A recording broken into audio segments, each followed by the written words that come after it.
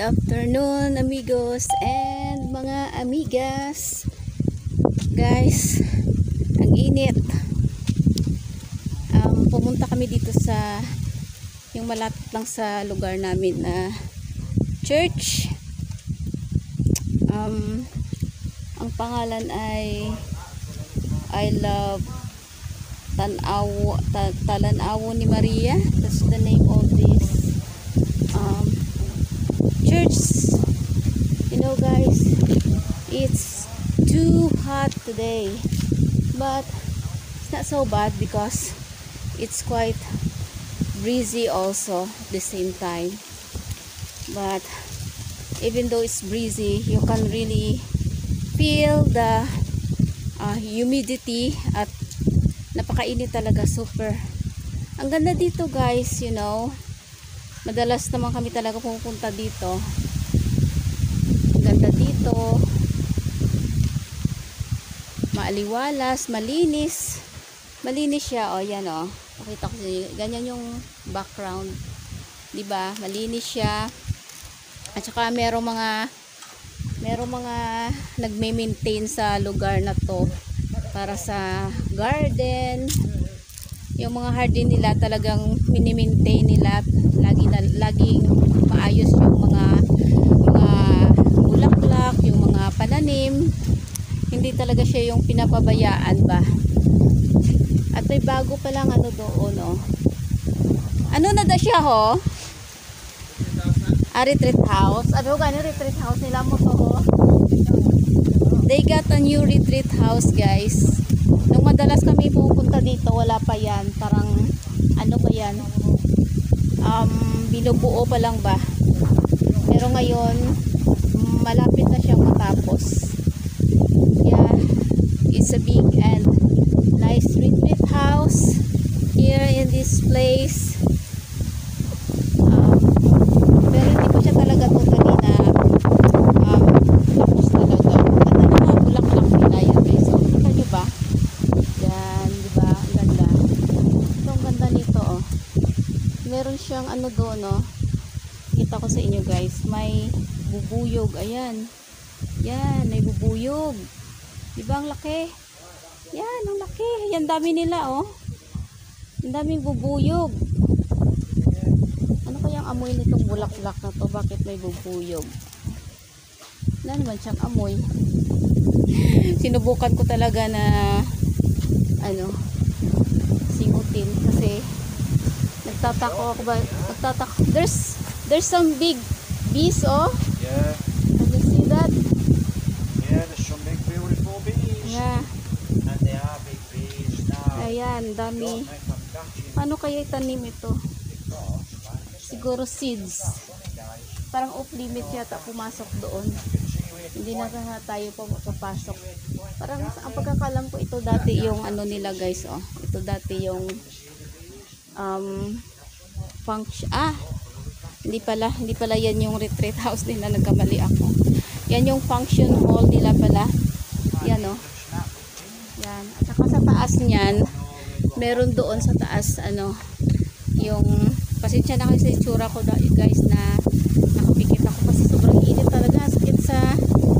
Sakit ng reflection niya sa mukha at saka sa mata. Mapapapikit ka talaga. Merong malawak na at malaking balkonahe doon sa taas. Parang rooftop terrace, parang ganoon siya. At meron pa doon isa pang pala, oh. There's another one building at the back of this function house. At ito pala yung garden nila, oh. Meron sila ditong mga pa-garden siguro sa mga gulay-gulay. Yeah, vegetable garden, parang ganon. At saka doon, parang siya, may building pa doon banda guys, oh. Parang yun yata yung yung ini-stayhan ng mga tawag dito, yung mga seminarista ba na na-assign dito sa simbahan na ito. At meron dito napakalaking Birhen Maria, parang ganon, may malaking Virgin Mary dito. Ayun, papakita ko sa inyo sa background na lang kasi ayun, iwan ko lang kung makikita nyo. Ayun siya, kita nyo ba? Ayun yung corona niya, oh eh. Ayun, oh. Ayun yung corona niya, yun. Sobrang laki niyan, giant Virgin Mary. Meron pala silang ano dyan, ano, may nakikita ko. Meron silang payag. Payag yung tawag sa amin dyan, guys. Ayan, oh. Kita nyo ba? Yan. May payag dyan. Yan. Tsaka may water tank. Then, dyan, oh. Andun sa taas. Siguro pahingahan yan ng mga maintenance dito sa church. Diyan sila kung pagkatapos nilang magtrabaho, diyan sila unwind, nagpapahinga, o maybe kumakain ng mga food nila kung meron silang baon na food. Ayoko na talaga mag-ikot-ikot, guys. Ay nako, natatamad ako. Alam, may nakita akong ano, oh. Ano ba tawag dito? Susi sa cellphone. O, nakakita na naman akong pang susi sa cellphone, guys. Ayan, oh. Kita nyo ba? Ayan siya, oh. Ayan. Susi. Ayan. Para sa cellphone ba? Ayan siya. Kita ko lang dito, oh. Meron na rin ako nito, nakita ko rin, napulot ko lang sa banda doon sa I think somewhere in the public market or somewhere in the plaza during that when we are also vlogging there in the plaza in the town of Morsha. Teka lang, guys, lagay ko muna kayo dyan kasi ano ko to, isi-save ko tong nakuha ko na ito. Kailangan kasi ito, guys, sa yung bang pag nagbukas ka ng ano cellphone mo, kailangan to. Dati wala akong ganito. Wala akong ganito na pambukas ito, ganito. Wala akong ganito na pambukas sa phone ko. Kaya yung ginagamit ko pala, kwento ko lang, nakita niyo ba ako? Dilim ng itsura ni Miss Pilipina. Dati yung ginagamit ko lang, guys, ay ano, yung tawag dito, hikaw, aritos. Yun ang tawag sa amin dito, aritos. Yun lang dati yung gamit ko kasi wala akong susi na kagaya nito. So ngayon meron ako dalawa na yung susi ko, at yung isa nakalagay talaga dyan sa ano ko, sa yung zipper ng aking bag, yung bag ko na, yung backpack ko sa likuran, nakalagay lang dyan kasi pag if ever na I needed it, hindi na ako mahirapan ba na maghalongkat ng aking backpack or bag na ano na ako, kung minsan nahalukay ko na yung buong laman ng aking, kung minsan ng buong laman ng aking bag or backpack or yung aking sling bag, hindi ko pa rin mahanap-hanap. So minabuti ko na, naisip ko, yun na lang yung ideya na brilliant idea, siguro matawag doon, charis. Brilliant. May ganun ka ba? At saka syempre madali lang, easy lang talaga na mahanap mo kaagad pag yung needed mo talaga na masusian yung ano, yung lagayan ba ng ano ng phone, yung lagayan ng SIM card, ng memory card, yun. Kasi nasa gilid lang yun ng phone ngayon. Dati kasi yung lagayan ng SIM card tsaka nung memory card, di ba, talagang aalisin mo talaga yung takip ng likuran ng phone mo. Pero ngayon binago nila, nandun lang yun sa gilid ng phone, naka ano, kaya yung sususian mo lang, lalabas yung parang tawag doon, para siyang tray bang tawag doon? Tray ng mga SIM card at saka ng ano, ng memory card. Ano bang tawag doon? Parang drawer siya ng ay, ewan ko. Natatawa ako sa mga sinasabi ko. Hindi ko alam kasi. Ang ganda dito guys. Ayan, medyo naging okay na. Hindi na siya ganun talaga yung ganun ka painful, kasakit yung araw kanina. Grabe. Nung umalis kami dun sa bahay namin, malapit na naman yung bahay namin dito. Parang mga 5 minutes lang siguro mula kami doon kanina. Tapos napadaan lang kami kasi may nakita kami doon sa labasan. Teka lang, lakad-lakad tayo guys kasi baka maboard kayo sa pakikinig sa storytell ni Inday. Dito tayo sa labas para walang sagabal ba. Ayan, ganito ang aura ni Inday palagi pag kami ay gumagala at nagbablog sa kung saan saang parte ng lugar dito sa aming probinsya. Dito lang naman kami, paikot-ikot lang. Hindi naman yung paikot-ikot talaga dito guys ha. Yung basta dito lang banda sa ano namin, sa province namin. Kung saan-saan kami nakakarating kung minsan. Hindi namin kung minsan alam na mapupuntahan namin, makakarating kami. Ayun, bigla na lang yung liliko kami pa kanan, liliko pa kaliwa, ayun. Madidiscover na lang namin yung magandang lugar pagka gano'n na wala lang, yung parang ini-explore lang namin ba yung ang place dito na dito lang banda kasi hindi naman kami talaga makakapunta o makakapag-travel ng medyo malayo talaga kasi syempre mahirap din dahil bigla-bigla na lang yung weather natin. Sometimes it's good, sometimes it's bad. Yeah, like yesterday, supposed to be we are planning to go out on afternoon time. Dito tayo, ang init talaga. At saka nakasuot pa ako ng helmet. Ayoko kasi guys alisin tong suot kong helmet kasi ang init. Ang init talaga. Parang yung utak mo sa kainiton ba ay ano siya, yung tawag dito maluto ba o ma-roasted yung utak mo. So dito ako sa ilalim ng puno para shady siya at hindi masakit yung init.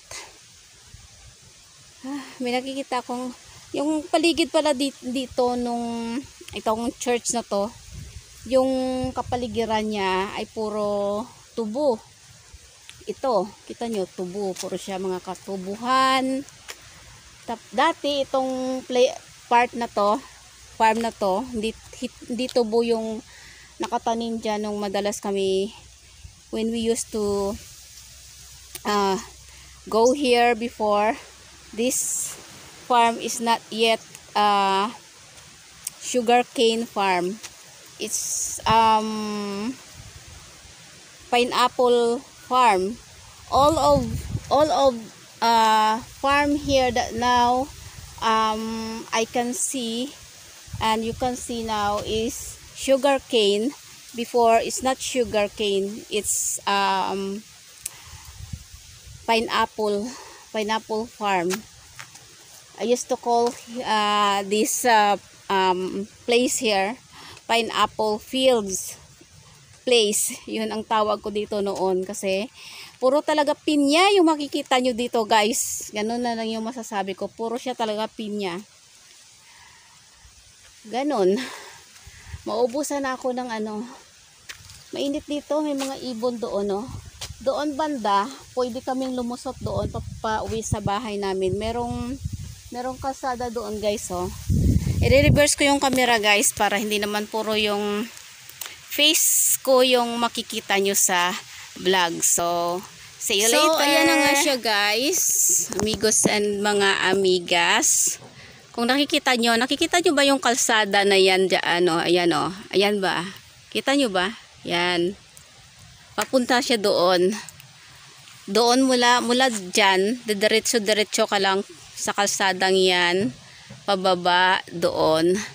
At dire-diretso na yan, pabalik doon sa aming place. Doon sa aming talagang bahay. Ang dami mga pa-flowers sila dito. Ang dami silang mga pa-flowers dito. Ang gaganda. Ayan o. Para siyang plastic. Ayan ito. Para siyang plastic guys. Ganda ng kulay niya. Para talaga siyang plastic. Pero hindi. Totoo siya. Totoo siya guys. Totoong flower talaga siya. Ang ganda. Ayan. May mga paganyan sila. Sana pag pumunta kami dito, walang tao, walang maintenance para makakuha kami ng ganyan na flowers nila. Makapagtanim din naman ako doon, makatanim naman ako doon sa amin. Dami na naman yata dito mga ayan kita nyo ba yan guys, itong yellow na to. Meron kami nito doon sa bahay. Ang pagtanim lang nito ay itong kinukuha ko na itong mga buto. Seeds lang yung pagtanim nito. Kunin mo lang itong mga seeds na to, itong mga tuyo na talaga na mga dry seeds na to. Kunin mo lang to guys. Saka yung you only what you have to do is you just only scatter it, spread to your garden in your yard. At the moment I think a few days later you will just notice that they are already growing on your garden. Mabilis lang to tumubo guys pag yung ikakalat mo lang siya ganyan. You have to just scatter these seeds to your garden. It just easily growing. It will grow very fast. Especially this time that it's always raining here in our place. It's all the time raining.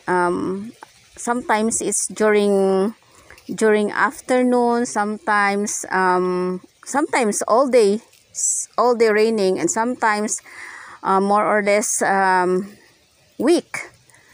But okay siya naman at mas maganda nga pag umuulan guys, kasi gusto ko talaga pag umuulan kasi siya. Kinokolek ko tong mga seeds pala guys kasi paubos na yung namin doon. Mawawala na ng flowers yung mga ko doon. Namamatay pala siya guys. Later on, pag siguro, wait lang nga, ilalagay ko muna kayo. Saan kaya kayo ilalagay guys para makikita nyo ako habang ako'y nangunguha ng ng bulaklak na ito. Teka lang ha. I-reverse ko muna ulit yung camera guys kasi mangunguha ako ng bulaklak. Ng mga buto nito So ayan na nga guys. So see you then. Ako ng mga seeds nito. I'm just collecting the seeds of this again because there's a lot of seeds. Look, we've already got this one, haven't we? Yeah. But looks like our flowers there, it's already now going to die. So I need a new one. What's your phone doing on floor, is it? It's playing. Yeah. I just put them there for a moment because I'm collecting these seeds. Yes guys, I don't know if you can see me there, but yes, I'm collecting seeds here There's plenty in here. I don't know. So I don't looks know. like I can hear there's thunder. Yeah, I can hear the sounds of thunder, guys. Maybe later on this afternoon. But yes, it's already afternoon now. This time it's around, I think, past 1 o'clock in the afternoon. I don't know if you can hear me, guys. I got a lot now. Joveline, Yeah. there's some different ones here. Different coloured. Yeah. Some yellow. Oh, Okay, get some. I don't know if I have bag. no, yes. I think it's here inside. I always bring hindi ko lang kung nakita nyo ako dyan, guys. Naghahanap ako ng plastic na paglalagyan ko nitong mga seeds na ito. Ito, meron ako. Lagi naman kasi ako nagdadala talaga ng mga plastic sa bag. Kasi alam ko na mahilig ako kung minsan mulot ng mga kung ano-ano. Kaya need ko talaga na magdala ng mga plastic sa loob ng bag. Ito. Hindi lang yung sobrang laki kasi ayan. Ayan na, guys, oh. Kita nyo ba? Ayan. Oh. Get some more. This is only. There's some more in there. There's a few. Looks like most of them have dropped off. Kakaunti lang naman yung kinuha.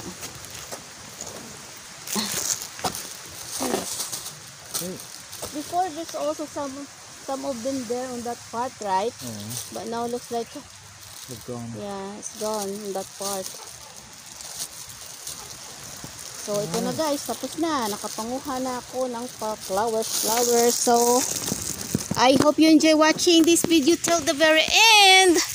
Thank you so much, and don't forget to subscribe for those who do not yet subscribe to my channel.